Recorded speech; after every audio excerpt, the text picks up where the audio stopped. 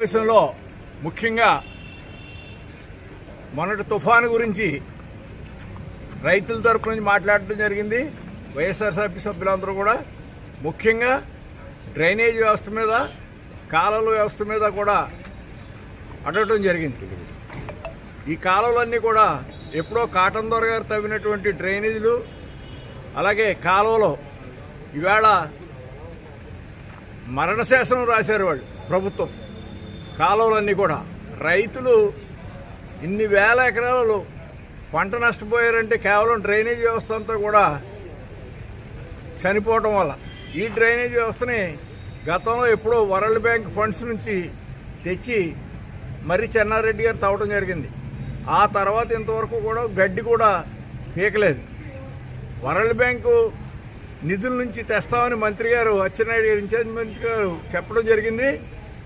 ONGC నుంచి మరి ఇన్ని లక్షల కోట్లు ఇక్కడ నుంచి పట్టుకుపోతున్నారు.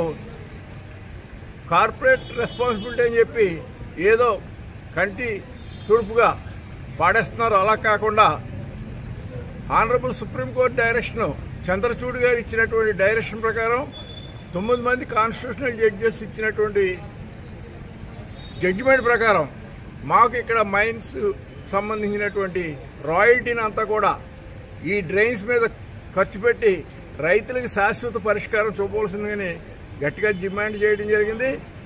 ఈవేళ తుఫాను ఇచ్చినటువంటి సహాయాలు, అరకొర సహాయాల వల్ల రైతుకేమీ మేలు జరగదు.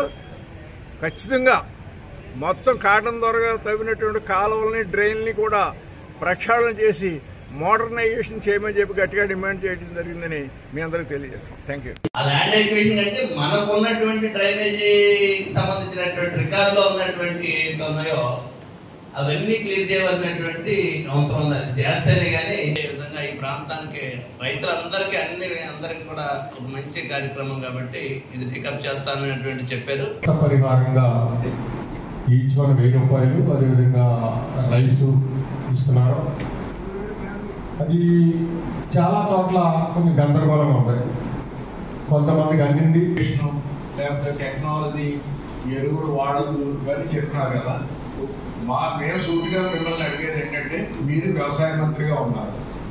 మీ కాలం వల్ల కాలంలో నీరంతా కూడా పంట పొలాల్లో వచ్చేయటం, వర్షం నీరు వచ్చేయటం, డ్రైనేజ్ వాటర్ కాటన్ ద్వారా కట్టినటువంటి కాలాలని సర్వనాశనం చేయకండి.